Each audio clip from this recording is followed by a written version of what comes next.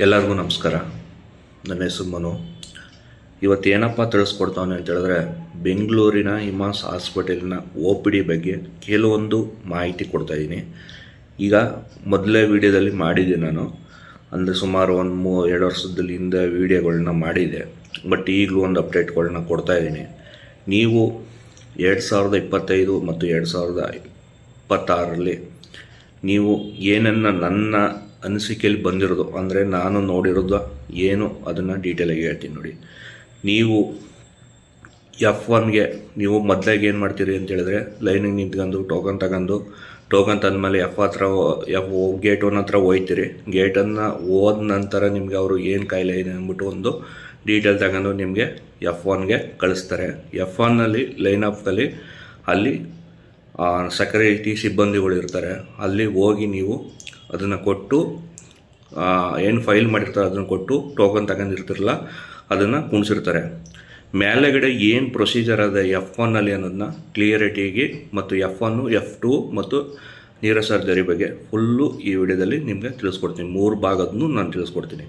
ಮೊದಲಾಗಿ ನೀವು ಕೊಟ್ಟಾದಮೇಲೆ ಅವರು ಮೈಕಲ್ಲಿ ನಿಮ್ಮ ಕರೀತಾರೆ. ಟೋಕನ್ ಲೆಕ್ಕನೇ ಕರೆಯೋದು. ಅಂದರೆ ಟೋಕನ್ ಲೆಕ್ಕ ಅಂತ ಹೇಳಿದ್ರೆ, ಕೆಳಗಡೆ ಭಾಗದಲ್ಲಿ ನೀವೇನು ಕುಂತಿರ್ತೀರಿ ಅಲ್ಲಿಗೆ ಮಾತ್ರ ಸೀಮಿತವಾಗಿರ್ತದೆ. ಮತ್ತು F1ನಲ್ಲಿ ಆಗ್ಬೋದು, F2ಗೆ ಆಗ್ಬೋದು, ಯಾವುದು ಸೀಮಿತ ಬರಲ್ಲ, ಟೋಕನ್ನು ಬರಲ್ಲ. ನೀವು ಫೈಲ್ ಕೊಟ್ಟು ಅದನ್ನ ಎಂಟ್ರಿ ಮಾಡಿಸಾದ್ಮೇಲೆ ಅವರು ನಿಮ್ಮ ಟೋಕನ್ ನಂಬರ್ ಬರ್ಕೋತಾರೆ. ಸೆಕ್ಯೂರಿಟಿ ಸಿಬ್ಬಂದಿ ಏನವರು ಅವ್ರ ಟೋಕನ್ ನಂಬರ್ ಬರ್ಕೊಂಡು ನಿಮ್ಮ ಫೈಲ್ ಮೇಲೆ ಬರೋದು, ಅದನ್ನು ಇನ್ನೊಂದು ಕೌಂಟ್ರ್ ಕೊಡ್ತಾರೆ. ಇನ್ನೊಂದು ಕೌಂಟ್ರಿಂದ ಅಲ್ಲಿಂದ ಡಿಸ್ಪ್ಯಾಚ್ ಆಗಿ ಮೇಲೆ F1ನಲ್ಲಿ ಹೋಗಿ ಏನಾಯ್ತದೆ ಅಂದರೆ, ಒಬ್ಬ ಮೇನ್ ಡಾಕ್ಟ್ರ್ ಏನಿರ್ತಾರೆ ಅವ್ರ ಹತ್ರ ಹೋಗಿ ಅದು ಫೈಲ್ಗಳು ಹೋಯ್ತವೆ. ಆ ನಂತರ ಅವ್ರೇನು ಮಾಡ್ತಾರೆ, ಒಂದು 10-15 ರೂಮ್ಗಳು ಇರ್ತವೆ. ಆ ರೂಮ್ಗಳಿಗೆ ಇಂತಿಂಥ ಲ್ಯಾಂಗ್ವೇಜು ಮತ್ತು ಇಂತಿಂಥ ಭಾಷೆಗಳನ್ನ ಅಂದ್ಬಿಟ್ಟು ಡಿವೈಡ್ ಮಾಡಿ ಮತ್ತು ಕಾಯಿಲೆ ಮೇಲೆ ಡಿಪೆಂಡ್ ಮಾಡಿ ಅದು ಡಿವೈಡ್ ಆಯ್ತದೆ. ಸುಮಾರು ಜನ ಏನು ಮಾಡ್ತಾರೆ ಅಂತ ಹೇಳಿದ್ರೆ, ನಾವು ಬೆಳಗ್ಗೆ 5 ಗಂಟೆಯಿಂದ ಬಂದಿದ್ದೀವಿ, ಬೆಳಗ್ಗೆ 4 ಗಂಟೆಯಿಂದ ಬಂದಿದ್ದೀವಿ ಅನ್ನೋರು ಸುಮಾರು ಜನ ಇರ್ತೀರಿ. ದಯಮಾಡಿ OPDಲಿ ಯಾವುದೇ ಸೆಕ್ಷನಲ್ಲೂ ಟೈಮಿಂಗ್ಸ್ ಅಂತೂ ಇರಲ್ಲ. ಪ್ರತಿಯೊಬ್ಬರೂ ನೋಡಿ ಕಂಪ್ಲೀಟ್ ಆಗೋವರೆಗೂ ಯಾವುದೇ ಸಿಬ್ಬಂದಿಗಳು ಸುಧಾ ಹೋಗೋಂಗಿಲ್ಲ. ಅದೇ ಥರ ಇರೋದು. ಯಾಕೆಂತ ಹೇಳಿದ್ರೆ, ಏನು ಅಂತ ಹೇಳಿದ್ರೆ, ಫುಲ್ಲು ಏನು ಟೋಕನ್ ತಗೊಂಡಿರ್ತಾರೆ. ಅಂದರೆ ಸೋಮವಾರ ನಳಿನಿ ಮೇಡಮ್ದು F1ನಲ್ಲಿ ಇರ್ತದೆ. ಅವರು 1 ಗಂಟೆ ಗಂಟಲು ತಗೊಳ್ಳಿ ಅಂತ ಹೇಳ್ತಾರೆ. ಅಂದರೆ ಹೊಸ ಪೇಷೆಂಟು ನಳಿನಿ ನೀಟಾಗ ಸೋಮವಾರ 1 ಗಂಟೆ ಗಂಟಲು ತಗೊಳ್ತಾರೆ. ಬೇರೆ ದಿನ 11:15ಗೆಲ್ಲ ಕ್ಲೋಸ್ ಆಗಿರ್ತದೆ. 11:15ಗೆಲ್ಲ ನೀವು ಕ್ಲೋಸ್ ಮಾಡಿರ್ತಾರೆ. ಸೋಮವಾರ ಮತ್ತು ಗುರುವಾರ F2ಅಲ್ಲಿ ಬರ್ತಾರೆ ನಳಿನಿ ಮೇಡಮು. F2ಅಲ್ಲಿ ಬಂದರೆ ಅವರು ಅವತ್ತು 1 ಗಂಟೆ ತಗೋತಾರೆ. ಎಷ್ಟು ಪೇಷೆಂಟ್ ಇದ್ದರೂ ಸುಧಾ ಅವತ್ತು ಕಂಪ್ಲೀಟ್ ಮಾಡಿ ತೋರಿಸ್ತಾರೆ. ಕೆಲವೊಂದು ದಿನ ಏನಂತಾರೆ 11:15ಗೆ ಕ್ಲೋಸ್ ಆಗಿರ್ತದೆ. ಅಂದರೆ ಇಷ್ಟು ತಗೊಳ್ಳಿ ಅಂತ ಹೇಳಿರ್ತಾರೆ, ಅಷ್ಟನ್ನು ಮಾತ್ರ ತಗೊಂಡಿರ್ತಾರೆ. ಗುರುವಾರ ಮತ್ತು ಸೋಮವಾರ ಮಾತ್ರ ನಳಿನಿ ಮೇಡಮ್ ಯೂನಿಟ್ ಇರೋದ್ರಿಂದ ಆ ಮೇಡಮು ಮ್ಯಾಕ್ಸಿಮಮ್ ಎಷ್ಟಾರ ಬರಲು 1 ಗಂಟೆ 1:15 ಒಳಗೆ ಅದನ್ನು ಕಂಪ್ಲೀಟಾಗಿ ತಗೊಳ್ಳಿ ಅಂತ ಹೇಳ್ತಾರೆ. ಮೊದಲಾಗಿ ಏನಂತ ಹೇಳಿದ್ರೆ, ನೀವು F1ನಲ್ಲಿ ಏನಾರ ಸೋಮವಾರ ಬಂದರೆ ಮಾಮೂಲಿ ಲೈನ್ಗೆ ನಿಮಗೂ 30 ಜನ ಸೆಕ್ಯೂರಿಟಿ ಸಿಬ್ಬಂದಿ ಏನಿರ್ತದೆ ಮೇಲೆಗಡೆ ಕರ್ಕೊಂಡು ಕುಣಿಸಿರ್ತಾರೆ. ಅವ್ರಿಗೆ ನೀವು ಏನು ತೊಂದರೆ ಕೊಡೋಕೆ ಹೋಗಬೇಡಿ. ಯಾಕೆ ಅಂತ ಹೇಳಿದ್ರೆ, ನಿಮ್ಮ ಹೆಸರು ನಾವು ಎಲ್ಲಿಗೆ ಹೋಗಿರ್ತದೆ ಅಂತ ಹೇಳೋಕ್ಕಾಗಲ್ಲ. 40 ರೂಮ್ ಇದ್ರೂ 40 ರೂಮ್ಗಳಿಗೂ ಹೋಗಿರ್ತದೆ. ಅದು ಫೈಲ್ ಡಿವೈಡ್ ಆಗಿ ಒಬ್ಬರು ಮೇಡಮ್ ಹತ್ರ ಹೋಗಿ ಮೇಡಮಿಂದ 40 ಜನಕ್ಕೂ ಡಿವೈಡ್ ಆಗಿ 40 ರೂಮ್ಗೆ ಹೋಗಿರ್ತದೆ. ನಿಮ್ಮ ಕಾಯಿಲೆ ಮೇಲೆ ಡಿಪೆಂಡ್ ಆಗಿರ್ತದೆ.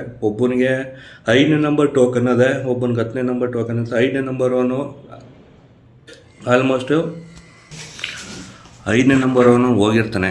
ಅದು ಬಿಟ್ಬಿಟ್ಟು ನಾವು 5ನೇ ನಂಬರವನು ಹೋಗೋಣ, 10ನೇ ನಂಬರವನು ಹೋಗೋಣ ಅಂತ ನೀವು ತಿಳ್ಕೊಬೇಡಿ. ನಿಮ್ಮ ಕಾಯಿಲೆ ಮೇಲೆ ಡಿಪೆಂಡ್ ಮಾಡಿ ಡಾಕ್ಟ್ರುಗಳು ನೋಡ್ತಾರೆ. ಇದು F1ನಲ್ಲಿರುವ ಪ್ರೊಸೀಜರು. ಈ F2ಅಲ್ಲಿ ಮಾಮೂಲಿ ನೀವು ಸೆಕೆಂಡ್ ಕೌಂಟ್ರಲ್ಲಿ ಬಂದು ಸೆಕ್ಯೂರಿಟಿಗೆ ಹೇಳಿ ಅದನ್ನು ಆ ಡೇಟಲ್ಲಿ, ಅಂದರೆ ಆ ವಾರನೇ ಇರ್ತದೆ, ಆ ವಾರದಲ್ಲಿ ನೀವು ಬರಬೇಕಾಯ್ತದೆ. ಮಾಮೂಲಿ ಇಲ್ಲಿ ಹೆಂಗೆ ಪ್ರೊಸೀಜರ್ ಅದೇ, ಗೇಟಲ್ಲಿ ನಮಗೆ ಸೆಕ್ಯೂರಿಟಿ ಸಿಬ್ಬಂದಿ ಏನಿರ್ತದೆ ಅಲ್ಲಿ ಕುಣಿಸಿರ್ತಾರೆ. ಮತ್ತು 30 ಜನ F2 ಕರ್ಕೊಯ್ತಾರೆ.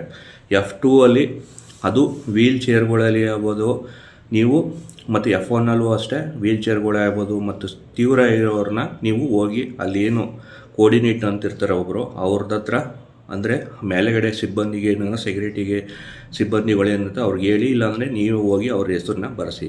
ಯಾಕೆಂದರೆ ಅದನ್ನು ಎಂಟ್ರಿ ಮಾಡಿಸಿದ್ರೆ ನಿಮಗೆ ಭಾಳ ಅನುಕೂಲ. ಯಾಕೆಂದರೆ ಮೊದಲು ಏನಪ್ಪ ಅಂತ ಹೇಳಿದ್ರೆ, ಇದು ವೀಲ್ ಚೇರ್ಗಳು ಮತ್ತು ಇವ್ರನ್ನ ಬರೋರನ್ನ ಸ್ವಲ್ಪ ಬೇಗ ನೋಡ್ತಾರೆ.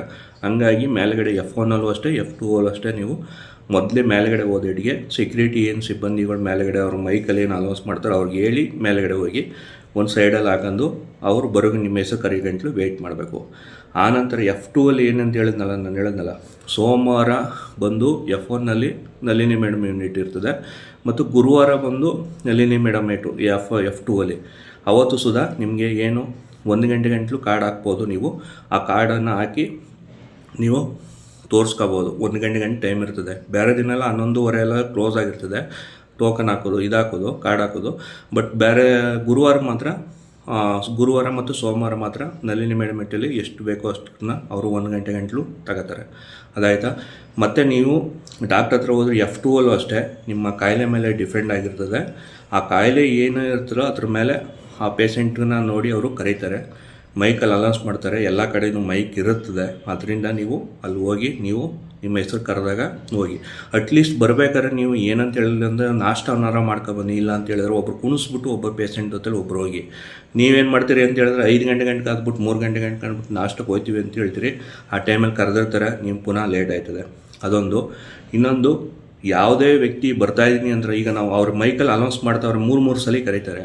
ಆ 3 ಸಲ ಕರೆದಾಗಲೂ ನೀವು ರೆಸ್ಪಾನ್ಸ್ ಮಾಡೋದಿಲ್ಲ. ಏನು ಅಂತ ಹೇಳಿದ್ರೆ ಕೆಲವೊಬ್ರುಗಳು ನಾವೇ ಅಂತೂ ಹೇಳೋದು ಪರಿಸ್ಥಿತಿಲಿ ಇರೋದಿಲ್ಲ. ಅವರು ನಾವು ಬರ್ತಾಯಿದ್ದೀವಿ ಸರ್ ಅಂತ ಹೇಳಿದ್ರೆ ಅಟ್ಲೀಸ್ಟು ಯಾವ ರೂಮ್ಗೆ ಹೋಗ್ಬೇಕು ಅಂತಾರೋ ಐಡೆಂಟಿಫೈ ಮಾಡ್ಬೋದು. ಡಾಕ್ಟ್ರು ಮುಂದೆಗಡೆ ಹೋಗಿರ್ತಾರೆ, ನೀವು ನೋಡಿದ್ರೆ ಹಿಂದೆಗಡೆ ಇರ್ತಾರೆ, ಯಾವ ರೂಮ್ಗೆ ಹೋಗ್ಬೇಕು ಅಂತ ಗೊತ್ತಿರೋದಿಲ್ಲ. ಅಟ್ಲೀಸ್ಟ್ ಬಂದು ಪೇಷೆಂಟ್ ಅಲ್ಲೇ ಇದ್ರು ಸುಧಾ ಯಾವ ರೂಮ್ಗೆ ಹೋಗ್ಬೇಕು ಏನು ಅಂತ ಡೀಟೇಲ್ನ ತಿಳ್ಕೊಬಿಡಿ ಮೊದಲೇ. ಆ ರೂಮ್ಗೆ ಹೋದಾಗ ನೀವು ಡೀಟೇಲಾಗಿ ತಿಳ್ಕೊಂಡ್ರೆ ನೀವು ನೆಕ್ಸ್ಟ್ ಆ ರೂಮ್ ಕರ್ಕೋಬೋದು. ಅದು ಡಾಕ್ಟ್ರು ಹೋದ್ಮೇಲೆ ಬಂದರೆ ನಮಗೂ ಸುಧಾಲು ಕನ್ಫ್ಯೂಸ್ ಇರ್ತದೆ ಯಾವ ರೂಮ್ ಕಳಿಸ್ಬೇಕು ಅಂತ. ಕೆಲವೊಂದು F1ನಲ್ಲಿ ಬರೀತಿ ಇಂಥ ರೂಮ್ಗೆ ಹೋಗಿ ಅಂತ ಹೇಳ್ತೀವಿ, F2 ಅಲ್ಲೂ ಸುಧಾ ಇಂಥ ರೂಮ್ಗೆ ಹೋಗಿ ಅಂತ ಅವರು ಡಾಕ್ಟ್ರ್ ಕರೀತಾರೆ. ಅಂಥ ರೂಮ್ಗಳಿಗೆ ನೀವು ಹೋಗಿ. ಒಂದು ಜನಕ್ಕೆ ಅಂದರೆ ಅವರು ಏನು ಅಂತ ಹೇಳ್ತಾರೆ ಅಂದರೆ ಒಬ್ಬ ಪೇಷೆಂಟ್ಗೆ ಒಬ್ಬ ಅಟೆಂಡ್ರ್ ಇರಲೇಬೇಕು. ಹಂಗಂದ್ಬಿಟ್ಟು 3-4 ಜನನ 5-6 ಜನನ ಕರ್ಕೊಬರಕ್ಕೆ ಹೋಗ್ಬೇಡಿ. F1ಅಲ್ಲೂ ಅಷ್ಟೇ F2 ಅಲ್ಲೂ ಅಷ್ಟೇ ಇರೋದೇ ಹಂಗಿರೋದು ಪ್ರೊಸೀಜರು. ನೀರೇ ಸರ್ಜರಿಲಿ ನೀವು ಏನಾದ್ರು ತೋರಿಸ್ಬೇಕು ಅಂತ ಹೇಳಿದ್ರೆ ಕೆಳಗಡೆ ಬಂದಿರೋದು ಇರ್ತದೆ. ನೀರೋ ಸರ್ಜರಿ ಬಂದು ಗೇಟ್ ನಂಬರ್ 3 ಇರುತ್ತೆ. ಆ ಗೇಟ್ ನಂಬರ್ 3 ನೀವು ಮಾಮೂಲಿ ಏನು ಟೋಕನ್ ತಗೊಂಡಿರ್ತೀರಿ, ಸೀಲ್ ಹೊಡ್ಸ್ಕೊಂಡು ಅಲ್ಲಿ ಮಾಮೂಲಿ ಅಲ್ಲೊಂದು ಕೌಂಟ್ರ್ ಅದೇ ಒಳಗಡೆ, ಅಂದರೆ ಗೇಟ್ 3 ಒಳಗಡೆ ಒಂದು ಕೌಂಟ್ರ್ ಅದೇ. ಕೌಂಟ್ರಿಗೆ ಹೋಗಿ ರಿಜಿಸ್ಟರ್ ಮಾಡಿ. ಅದು 11:30 ಟೈಮಿಂಗ್ಸ್ ಇರ್ತದೆ. ಆ ಟೈಮಿಂಗ್ಸಲ್ಲಿ ನೀವು ಹೋಗಿ ಅಲ್ಲಿ ಎಂಟ್ರಿ ಮಾಡಿಸಿದ್ಮೇಲೆ ಅವರು ಸುಧಾ ನಿಮಗೆ ಮೈಕಲ್ಲಿ ಅನೌನ್ಸ್ ಮಾಡ್ತಾರೆ, ಇಂಥ ರೂಮ್ಗೆ ಹೋಗಿ ಅಂತ ಡಾಕ್ಟ್ರನ್ನ ಕರೆದುಬಿಟ್ಟು ಆ ಡಾಕ್ಟ್ರುಗಳು ನಿಮ್ಗೆ ಹೇಳ್ತಾರೆ ಆ ರೂಮ್ಗೆ ಹೋಗಿ ಆ ಸೈಡಲ್ಲಿ ಹೋಗಿ ಕೂತ್ಕೊಂಡ್ರೆ ನಿಮಗೆ ನೀರೋ ಸರ್ಜರಿಲೂ ಆಯ್ತದೆ. ಮೊದಲಿಗೆ ಏನು ಅಂತ ಹೇಳಿದ್ರೆ ಎಷ್ಟೋ ಜನ ಕಾರ್ಡ್ಗಳನ್ನ ಮಿಸ್ ಮಾಡ್ಕೊಬಿಟ್ಟಿರ್ತಾರೆ. ಏನಂದರೆ ಈಗ ಅವರು ಒಂದು ಕಾರ್ಡ್ ಕೊಟ್ಟಿರ್ತಾರಲ್ಲ, BPL ಸೀಲ್ ಮಾಡಿ ಒಂದು ಕಾರ್ಡ್ ಕೊಟ್ಟಿರ್ತಾರೆ. ಆ ಕಾರ್ಡನ್ನು ನೀವೇನೋ ಮಿಸ್ ಮಾಡ್ಕೊಂಡ್ರೆ F11 ಅಂತ ಇರ್ತದೆ. ಅಂದರೆ ಫಸ್ಟ್ ಫ್ಲೋರಲ್ಲಿ ಲಾಸ್ಟಲ್ಲಿ ಇರ್ತದೆ. ಯಾರೇ ಕೇಳಿದ್ರು ಹೇಳ್ತಾರೆ ಫಸ್ಟ್ ಫ್ಲೋರ್ನು. ಒಂದು ಸಲ ಗೊತ್ತಿಲ್ಲ ಅಂತ ಹೇಳಿದ್ರೆ 3 ಸಲ ಕೇಳಿ ಹೇಳ್ತಾರೆ. ಅದೇನು ತೊಂದರೆ ಏನಿಲ್ಲ. ಯಾಕೆ ಅಂತ ಹೇಳಿದ್ರೆ ಹೊಸಬ್ರು ಇರ್ತಾರೆ, ಹಳಬ್ರು ಇರ್ತಾರೆ, ಗೊತ್ತಿರೋರನ್ನ ಕೇಳಿ. ಹಂಗೂ ಗೊತ್ತಾಗಲಿಲ್ಲ ಅಂತ ಹೇಳಿದ್ರೆ ಯಾರು ಸೂಪರ್ವೈಸರ್ ಇರ್ತಾರೆ ಅಲ್ಲಿ ಗೇಟಲ್ಲಿ ಕೇಳಿದ್ರೆ ಅವರು ಕ್ಲಿಯರಿಟಿ ಹೇಳ್ತಾರೆ. ಮತ್ತು ನೀವು ಬಿಲ್ಲಿಂಗ್ ಕಟ್ಟಬೇಕು ಅಷ್ಟೇ. G5 ಆಗ್ಬೋದು, ಇದು ಫೈಲ್ ಓಪನ್ ಮಾಡ್ಸೋಕ್ಕೆ G6 ಹೋಗಿ ಬಿಲ್ ಕಟ್ಬಿಟ್ಟು ಅದನ್ನು ಇದು ಮಾಡಿ ಅಂತ ಹೇಳ್ತಾರೆ. ಅಲ್ಲೇ ಮುಂದುಗಡೆನೇ ಇರ್ತದೆ. ಮತ್ತು ನೀರಸ್ ಜಾಸ್ತಿ ಬರೋದು MRIಗೆ ಕಳಿಸ್ಬೇಕಾದ್ರೆ ಏನಂತ ಹೇಳ್ತಾರೆ, MRIಗೆ ಹೋಗಬೇಕು ಹೆಂಗೆ ಅಂತ ಕೇಳ್ತೀರಿ. ಮೇನ್ ಗೇಟಿಂದ ಆಪೋಸಿಟ್ ಗೇಟು ಅಂದರೆ ನೀರೋ ಸೆಂಟ್ರಿಗೆ ನೀವು ಮುಂದೆ ಹೋಗ್ಬೋದು. ಇಷ್ಟನ್ನ ನಾನು ನನ್ನ ಅನುಭವದಲ್ಲಿ ನಾನು ಹೇಳಿದ್ದೀನಿ. ಏನಾರು ಇದ್ದರೆ ನೀವು ಮೆಸೇಜ್ ಮುಖಾಂತರ ತಿಳಿಸಿ, ಆದಷ್ಟು ನಾನು ನಿಮಗೆ ಕ್ಲಿಯರಿಟಿ ಕೊಡ್ತೀನಿ. 2025 ಮತ್ತು 2026 ನಿಮ್ಹಾನ್ಸ್ OPD ಬಗ್ಗೆ ಒಂದು ಸಂಪೂರ್ಣವಾದ ಮಾಹಿತಿನ ನೀಡಿದ್ದೀನಿ. ಕನ್ನಡದಲ್ಲಿ ನನಗೆ ಗೊತ್ತಿರೋ ಮಾಹಿತಿ ಪ್ರಕಾರ ನೀಡಿದ್ದೀನಿ. ನೀವು ಆದಷ್ಟು ಗೊತ್ತಿರೋರು ಸ್ವಲ್ಪ ಬೇರೆ ಭಾಷೆ ಲ್ಯಾಂಗ್ವೇಜಲ್ಲಿದ್ದಿರೋರು ಅದನ್ನು ಬೇರೆ ಕನ್ನಡದವ್ರು ಯಾರು ಇದ್ದರೆ ಫ್ರೆಂಡ್ಗಳನ್ನ ಕೇಳಿ ಶೇರ್ ಮಾಡ್ಕೊಂಡು ನೀವು ಕ್ಲಿಯರಿಟಿ ಮಾಡ್ಕೊಳ್ಳಿ. ಧನ್ಯವಾದ.